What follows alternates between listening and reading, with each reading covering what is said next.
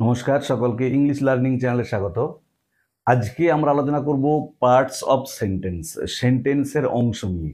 দেখো, types of sentence নয়, কিন্তু যে সেন্টেন্সের ভাগ নিয়ে নয়। সেন্টেন্সকে আমরা জানি মূলত 5 ভাগে ভাগ করা যায়। আগের ভিডিওতে আলোচনা করেছি assertive, imperative, interrogative, optative, exclamatory. কিন্তু আজকে যেটা আলোচনা করব সেটা হচ্ছে পার্টস অফ সেন্টেন্স। পার্টস মানে অংশ। একটা সেন্টেন্সের অংশ কয়টা, কি কি, কাকে বলে, সেগুলো নিয়ে ডিটেলসে আলোচনা করবো। তাই তোমরা ভিডিওটা স্কিপ না করে অবশ্যই প্রথম থেকে শেষ পর্যন্ত দেখবে। আর যারা চ্যানেলটা প্রথম দেখছো বা চ্যানেলটা এখনো সাবস্ক্রাইব করোনি, তারা অবশ্যই চ্যানেলটা সাবস্ক্রাইব করে পাশে থাকা বেল বাটনটা প্রেস করবে, যাতে পরের ভিডিওগুলো আপলোড করার সাথে সাথে তোমাদের কাছে নোটিফিকেশন পৌঁছে যায়। দেখো, সেন্টেন্সের মূল অংশ হচ্ছে দুটি, একটা হচ্ছে সাবজেক্ট আর একটা হচ্ছে প্রেডিকেট। তাহলে প্রত্যেকটা সেন্টেন্সকে আমরা দুটো পার্টে বা দুটো অংশে ভাগ করব। একটা হলো সাবজেক্ট আর একটা হলো প্রেডিকেট। তাহলে এবারে প্রথমে জানবো সাবজেক্ট কাকে বলে। দেখো, সাবজেক্ট মানে হচ্ছে বাংলায় যেটাকে বলা হয় কর্তা। তাহলে একটা সেন্টেন্সে যার সম্পর্কে কিছু বলা হয় তাকে বলা হয় সাবজেক্ট। আবার বলছি, একটা সেন্টেন্সে যার সম্পর্কে কিছু বলা হয় তাকে সাবজেক্ট বলে। মানে অ্যাকচুয়ালি যে ক্রিয়াটা সম্পন্ন করে, যে কাজটা যে সম্পন্ন করবে, সেই হচ্ছে সাবজেক্ট। যেমন ধরো, আমি বললাম রাম প্লেজ ফুটবল, যে এই বাক্যটাতে কে কাজটা সম্পন্ন করছে, দেখো রাম। যে রাম ফুটবল খেলে, তাহলে কাজ সম্পর্কে বলা হচ্ছে রাম সম্পর্কে, আর কাজটা সম্পন্ন করছে কে, রাম। তাহলে রাম হলো এই বাক্যের সাবজেক্ট। বা ধরো বললাম they go to school by bus. কি বললাম? They go to school by bus, তারা বিদ্যালয়ে যায় বাসে করে। দেখো, কাদের সম্পর্কে বলা হচ্ছে এখানে, দে সম্পর্কে। তাহলে একটা সেন্টেন্সে যার সম্পর্কে বলা হবে সেটা হলো সাবজেক্ট। এখানে দে সম্পর্কে বলা হচ্ছে, তাহলে দেটা হচ্ছে সাবজেক্ট।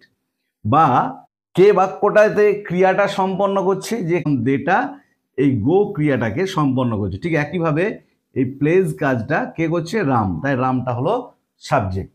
দেখো, অনেকে কিন্তু এতেও ঠিকঠাক বুঝতে পারো না কোনটা সাবজেক্ট। তো যদি তাতেও না বুঝতে পারো, বাক্যের অর্থটা ঠিকঠাক না তোমাদের ক্লিয়ার হয়, তখন কি করবে, বাক্যের মধ্যে যে ভার্বটা থাকবে, ক্রিয়াপদটা থাকবে, সেই ক্রিয়াপদটাকে তোমরা কে বা হু দিয়ে প্রশ্ন করবে। যে হু বা কে দিয়ে প্রশ্ন করবে, হু বা কে দিয়ে প্রশ্ন করলে যেটা অ্যান্সার হবে সেটাই হবে সাবজেক্ট। যেমন ধর আমি বলছি কি, Ram plays football, Ram football খেলে। দেখো, খেলাটা এখানে ভার্ব, তাহলে এই খেলা ভার্বটাকে আমরা হু বা কে দিয়ে প্রশ্ন করব। কে ফুটবল খেলে, দেখো রাম উত্তর হচ্ছে, তাহলে রামটা হলো সাবজেক্ট। একইভাবে দেখো, দে গো টু স্কুল, তারা বিদ্যালয়ে যায়। কে বিদ্যালয়ে যায়, দেখো তারা। তাহলে যখন আমরা একটা সেন্টেন্সের সাবজেক্টটাকে খুঁজে পাবো না, তখন কি করব না, বাক্যের মধ্যে যে ভার্বটা বা ক্রিয়াপদটা থাকবে সেটাকে আমরা কে বা হু দিয়ে প্রশ্ন করব, যেটা অ্যান্সার হবে সেটাই হবে সাবজেক্ট। তাহলে এটা হলো সাবজেক্ট। এরপরের অংশ হচ্ছে প্রেডিকেট। যে প্রেডিকেট কাকে বলে, দেখো প্রেডিকেট কাকে বলে না, একটা সেন্টেন্সে সাবজেক্ট যে কাজটা করে, কর্তা যে ক্রিয়াটা সম্পন্ন করে, সেটাকে বলা হয় প্রেডিকেট। যে একটা বাক্যে বা একটা সেন্টেন্সে সাবজেক্ট যে ক্রিয়াটা, যে কাজটা সম্পন্ন করলো, সেটাকে বলা হয় প্রেডিকেট। সহজভাবে বলতে গেলে সাবজেক্ট বাদে ভার্বযুক্ত বাকি পুরো বাক্যটাই হলো প্রেডিকেট। আবার বলছি, যদি আমরা সহজ করে বলতে চাই, বাক্যের মধ্যে সাবজেক্ট ছাড়া ভার্বযুক্ত বাকি পুরো সেন্টেন্সটাই প্রেডিকেট। দেখো, এখানে তো Ram plays football, Ram football খেলে, রামটা সাবজেক্ট, এই প্লেজ ফুটবল পুরোটাই হচ্ছে কিন্তু প্রেডিকেট। দেখো, একইভাবে they go to school by bus, তারা বাসে করে বিদ্যালয়ে যায়, দেটা সাবজেক্ট, এই go to school by bus, বাসে করে বিদ্যালয়ে যায়, পুরোটাই হচ্ছে কিন্তু প্রেডিকেট। তাহলে একটা সেন্টেন্সে সাবজেক্ট ছাড়া ভার্বযুক্ত বাকি পুরো বাক্যটাই হবে প্রেডিকেট। তাহলে এটা হলো সাবজেক্ট এবং প্রেডিকেট। এরপরে আমরা একটা ভাইটাল জিনিস নিয়ে আলোচনা করবো, সেটা হচ্ছে অবজেক্ট। যে অবজেক্ট কি, দেখো অবজেক্ট হলো, মনে রাখবে, প্রেডিকেটেরই একটা অংশ। যে সাবজেক্ট বাদে প্রেডিকেটেরই একটা অংশ। ধরো আমি এখানে 3টে বাক্য দিয়েছি, দেখো হি রিডস ইংলিশ, সে ইংরেজি পড়ে, এখানে হিটা সাবজেক্ট আর রিডস ইংলিশটা হচ্ছে প্রেডিকেট। এই বাক্যে শি ড্রজ পিকচার, সে ছবি আঁকে, কে ছবি আঁকে, শি, তাহলে সিটা সাবজেক্ট, ড্রজ পিকচার এটা হচ্ছে predicate, mother gave me an Apple মা আমাকে একটা আপেল দিয়েছিল, কে আপেল দিয়েছিল মাদার, মাদারটা সাবজেক্ট, বাকি পুরোটা প্রেডিকেট। এবারে অবজেক্ট কি তাহলে, যে অবজেক্ট হচ্ছে প্রেডিকেটেরই একটা পার্ট, অংশ। তাহলে অবজেক্ট আমরা কি করে জানবো না, একটা সেন্টেন্সের ভার্বকে যদি আমরা খুব ভালো করে মনে রাখবে কি বা কাকে দিয়ে প্রশ্ন করি, কি বা কাকে বা কাহাকে, তাহলে ভার্বটাকে যদি আমরা কি বা কাহাকে দিয়ে প্রশ্ন করি যেটা অ্যান্সার পাবো সেটা হবে অবজেক্ট। আবার বলছি, একটা সেন্টেন্সের মধ্যে যে ভার্বটা থাকবে, ধরো এখানেতে রিডসটা ভার্ব, তাহলে এই ভার্বটাকে আমরা কি বা কাকে দিয়ে প্রশ্ন করলে, হোয়াট বা হুম, এই দুটো দিয়ে যদি আমরা প্রশ্ন করি সেন্টেন্সের মধ্যে ভার্ব বা ক্রিয়াটাকে, যেটা অ্যান্সার হিসেবে পাবো সেটাই হবে অবজেক্ট। দেখো এখানে কি বললাম, হি রিডস ইংলিশ, সে ইংরাজি পড়ে। তাহলে দেখো এখানে পড়াটা হচ্ছে ভার্ব, সে কি পড়ে, দেখো ইংলিশ, ইংরাজি পড়ে। তাহলে কি দিয়ে প্রশ্ন করে আমরা উত্তর পেলাম ইংলিশ, তাহলে এখানে অবজেক্ট হলো ইংলিশটা। তারপরে দেখো সি ড্রজ এ পিকচার, সে একটা ছবি আঁকে। তাহলে এখানে ড্রজ এটা হচ্ছে ভার্ব, আঁকাটা, সে কি আঁকে না এ পিকচার, একটা ছবি। তাহলে এই বাক্যে দেখো ভার্বটাকে আমরা কি দিয়ে প্রশ্ন করে কি উত্তর পেলাম, একটা ছবি, এ পিকচারটা হলো অবজেক্ট।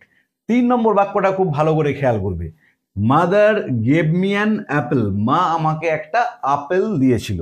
তাহলে এখানে মাদারটা সাবজেক্ট আমরা আগেই খুঁজে পেয়ে গেছি, গেভটা হচ্ছে ভার্ব, যে দিয়েছিল। দেখো মা আমাকে কি দিয়েছিল না অ্যান অ্যাপেল, তাহলে কি দিয়ে যখন প্রশ্ন করলাম গেভটাকে, ভার্বটাকে, তখন উত্তর হলো কি অ্যান অ্যাপেল, তাহলে অ্যান অ্যাপেলটা হলো অবজেক্ট। আবার মা কাকে একটা আপেল দিয়েছিল, মা আমাকে একটা আপেল দিয়েছিল। তাহলে এখানে যখন আবার গেভ ভার্বটাকে কাকে দিয়ে প্রশ্ন করছি তখন মিটা অ্যান্সার হচ্ছে। তাহলে এই সেন্টেন্সে কিন্তু দুটো অবজেক্ট আছে, একটা হচ্ছে মি কাকে দিয়ে প্রশ্ন করে, একটা হচ্ছে কি দিয়ে প্রশ্ন করে অ্যান অ্যাপেল। দেখো আমি আরেকটা সেন্টেন্স লিখেছি, I go to school in the morning, আমি সকালে বিদ্যালয়ে যাই। তাহলে এখানে সাবজেক্ট কোনটা, আইটা আমরা খুব ভালোভাবে জানি, আইটা সাবজেক্ট, বাকি পুরো গো to school in the morning এটা হলো প্রেডিকেট। তাহলে এই বাক্যে অবজেক্ট আছে কিনা দেখে নিই, যে আমি বিদ্যালয়ে যাই সকালে। দেখো অনেকে কিন্তু ভুল করে স্কুলটাকে অবজেক্ট করে দেয়, কিন্তু খেয়াল রাখবে স্কুলটা কিন্তু অবজেক্ট নয়। অনেকে বলে কি আমি কি যাই সকালে, স্কুল, কিন্তু না, কি দিয়ে প্রশ্ন করলে স্কুলটা অ্যান্সার হচ্ছে না। যদি বলা হয় আমি সকালে কোথায় যাই, তখন অ্যান্সার হবে স্কুল। তার মানে এই বাক্যে যদি কি দিয়ে প্রশ্ন করা হয় ভার্বটাকে, যে আমি কি যাই সকালে, সেটাতেও অ্যান্সার হচ্ছে না, আমি কাকে যাই সকালে, সেটাতেও কিন্তু অ্যান্সার হচ্ছে না। তাহলে এই সেন্টেন্সে অ্যাকচুয়ালি কোনো অবজেক্ট নেই, যে অনেকে ভুল করে কিন্তু স্কুলটাকে অবজেক্ট করে দেয়, কিন্তু না, মনে রাখবে এই বাক্যে কিন্তু কোনো রকম অবজেক্ট নেই, স্কুলটা হচ্ছে কথাই দিয়ে প্রশ্ন করলে তবে অ্যান্সার পাওয়া যাচ্ছে। দেখো এই চারটে যে আমি এক্সাম্পল দিলাম অবজেক্টের, এখান থেকে কিন্তু একটা জিনিস আমরা শিখতে পারলাম, যে অবজেক্ট কি সেটা তো শিখলামই, কিভাবে অবজেক্ট বের করতে হয়। তার সাথে সাথে দেখো প্রথম বাক্যে কত অবজেক্ট আছে, একটা, দ্বিতীয় বাক্যে কত অবজেক্ট আছে, একটা, 3 নম্বর বাক্যে দেখো দুটো অবজেক্ট আছে, 4 নম্বর বাক্যে অবজেক্ট নেই। তার মানে একটা সেন্টেন্সে অবজেক্ট একটাও থাকতে পারে, দুটোও থাকতে পারে, নাও থাকতে পারে। মানে সেন্টেন্সে কিন্তু সাবজেক্ট এবং প্রেডিকেট থাকবেই, কিন্তু প্রেডিকেট থাকলেই যে অবজেক্ট থাকবে তার কিন্তু কোনো অর্থ নেই। যে অবজেক্ট থাকতেও পারে, একের বেশিও থাকতে পারে, আবার নাও থাকতে পারে। যেমন ধরো এই সেন্টেন্সটাতে কোনো রকম অবজেক্ট নেই। এরপর আমি তোমাদের কয়েকটা ইম্পর্টেন্ট সেন্টেন্স দেখাবো সাবজেক্ট, প্রেডিকেট এবং অবজেক্ট ভেঙে। পরীক্ষাতে কিন্তু পড়ে যে সেন্টেন্স কয়েকটা দিয়ে দেওয়া হয়, দিয়ে বলা হয় এটা সাবজেক্ট এবং প্রেডিকেট ভাঙো। বিশেষ করে স্টুডেন্টসরা ইম্পারেটিভ সেন্টেন্সের ক্ষেত্রে এই ভুলটা করে থাকে যখন তারা সাবজেক্ট এবং প্রেডিকেট ভাঙতে যায়। দেখো আমি এখানে 5টা সেন্টেন্স লিখেছি, যে এই সেন্টেন্সগুলোই সাবজেক্ট কোনটা এবং প্রেডিকেট কোনটা সেটাকে ভাঙবো, তারপরে অবজেক্ট আমরা দেখবো কোনটা। দেখো উই আর ওয়াচিং টিভি, আমরা টিভি দেখিতেছি। দেখো এই সেন্টেন্সে সাবজেক্টকে কার সম্পর্কে বলা হচ্ছে, উই সম্পর্কে বলা হচ্ছে। তাহলে এই সেন্টেন্সের সাবজেক্ট হলো উই। আর আমি কি বলেছি, সাবজেক্ট ছাড়া ভার্বযুক্ত বাকি পুরো বাক্যটাই হলো প্রেডিকেট। তাহলে আর ওয়াচিং টিভি এই পুরোটাই হচ্ছে প্রেডিকেট। তাহলে সাবজেক্ট হলো উই, আর ওয়াচিং টিভি এটা হচ্ছে প্রেডিকেট। এবার এই সেন্টেন্সে অবজেক্ট আছে কিনা দেখে নিই। আমরা টিভি দেখিতেছি, আমরা কি দেখিতেছি? দেখো ওয়াচিংটা এখানে মেন ভার্ব, তাহলে আমরা ওয়াচিংটাকে যদি কি বা কাকে দিয়ে প্রশ্ন করি, অ্যান্সার থাকলে সেটা হবে অবজেক্ট, যদি না থাকে সেটা কিন্তু অবজেক্ট হবে না। দেখো আমরা কি দেখিতেছি, টিভি আছে, তাহলে টিভিটা হচ্ছে এখানে অবজেক্ট। তাহলে এই সেন্টেন্সে সাবজেক্ট হলো উই, উই ছাড়া বাকি পুরো বাক্যটাই হলো প্রেডিকেট, আর অবজেক্ট হলো টিভি।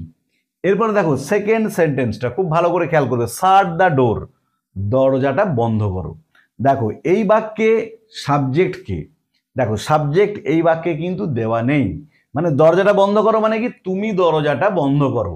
আমাদেরকে অনেক সময় বলে না দরজাটা বন্ধ করে দাও, মানে ইউ শাট দ্য ডোর, ইউটা কিন্তু এখানে বলা নেই, উহ্য আছে। তাহলে যখন এরকম ইম্পারেটিভ সেন্টেন্স হবে এগুলো আদেশ উপদেশ অনুরোধ, দেখো এখানে আদেশ করা বোঝাচ্ছে শাট দ্য ডোর, দরজাটা বন্ধ করো, বা দরজাটা বন্ধ কর, যে হয় তুই দরজাটা বন্ধ কর না হলে তুমি দরজাটা বন্ধ করো, মানে ইউ, তুই বা তুমি যাই হোক না কেন ইংরেজিতে ইউ। তাহলে এই সেন্টেন্সে ইউ এই সাবজেক্টটা কিন্তু উহ্য আছে, দেওয়া নেই। কিন্তু আমরা যখন কাউকে বলছি দরজাটা বন্ধ করো, মানে তুমি দরজাটা বন্ধ করো, তুমিটা কিন্তু বলছি না। সেই জন্য এখানে যখন পড়বে এরকম বাক্য দিয়ে যখন বলবে সাবজেক্ট এবং প্রেডিকেট আলাদা করো, তোমরা কি করবে? আমি যেমন দেখো ইউটাকে ব্র্যাকেটের মধ্যে রেখেছি, তোমরা এরকম ইউটাকে ব্র্যাকেটের মধ্যে রেখে নিচেতে সাবজেক্ট বলে লিখে দিবে। আর শাট দ্য ডোর পুরো সেন্টেন্সটাই কিন্তু এখানে প্রেডিকেট, খেয়াল রাখতে হবে যে পুরো বাক্যটাই কিন্তু এখানে প্রেডিকেট, আর আমরা ইউটাকে সার্কেলের মধ্যে রেখে তার নিচে সাবজেক্ট লিখে দেবো। দেখো এরপরে এই সেন্টেন্সে অবজেক্ট আছে কিনা, যে দরজাটা বন্ধ করো, কি বন্ধ করো? দেখো দ্য ডোর, অবজেক্ট আছে, তাহলে দ্য ডোরটা হলো অবজেক্ট। এবার 3 নম্বর বাক্যটা দেখো, প্লিজ হেল্প মি, দয়া করে আমাকে সাহায্য করো। দেখো মানে ইউ প্লিজ হেল্প মি, তুমি আমাকে দয়া করে সাহায্য করো, বা তোমরা আমাকে দয়া করে সাহায্য করো, বা তুই আমাকে দয়া করে সাহায্য কর। ওই ইউ ওয়ার্ডটাকে এখানেও কিন্তু অমিট করা আছে, মনে রাখবে ইম্পারেটিভ সেন্টেন্স। দেখো এটা হচ্ছে অনুরোধ করা বোঝাচ্ছে, মানে ইম্পারেটিভ আদেশ উপদেশ অনুরোধ হলে ইম্পারেটিভ সেন্টেন্স হয়। তাহলে এখানে তো এটা ইম্পারেটিভ সেন্টেন্স, এখানে তো কিন্তু সাবজেক্টটা দেওয়া নেই, আমরা ইউটাকে ব্র্যাকেটের মধ্যে রেখে নিচেতে সাবজেক্ট বলে লিখে দেবো। আর বাকি পুরো বাক্যটাই প্লিজ হেল্প মি পুরোটাই হচ্ছে কিন্তু প্রেডিকেট। এরপরে দেখো এই সেন্টেন্সটাতে অবজেক্ট আছে নাকি দেখে নাও, দয়া করে আমাকে সাহায্য করো, আমাকে কি সাহায্য করো?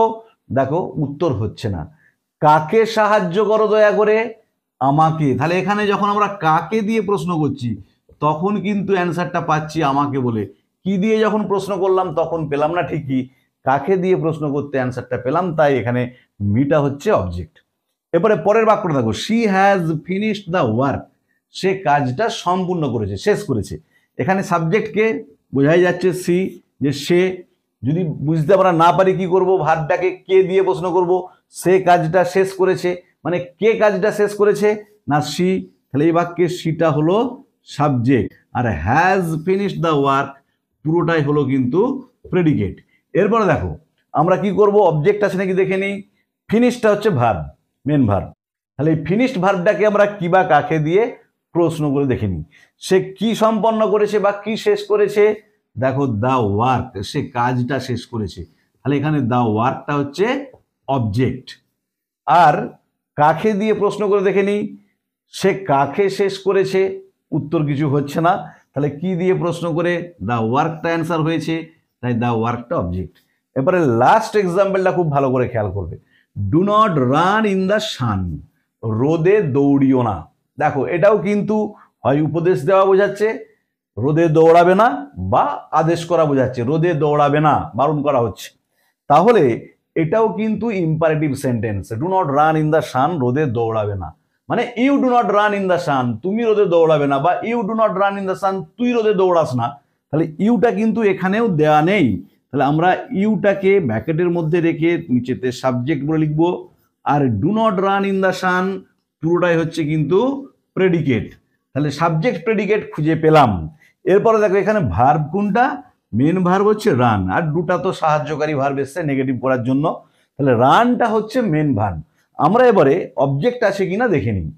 তাহলে রানটা মানে দৌড়ানোটা ভার্ব, দৌড়ানোকে কি দিয়ে প্রশ্ন করব, কি দৌড়াবে না? দেখো কোনো উত্তর হচ্ছে না।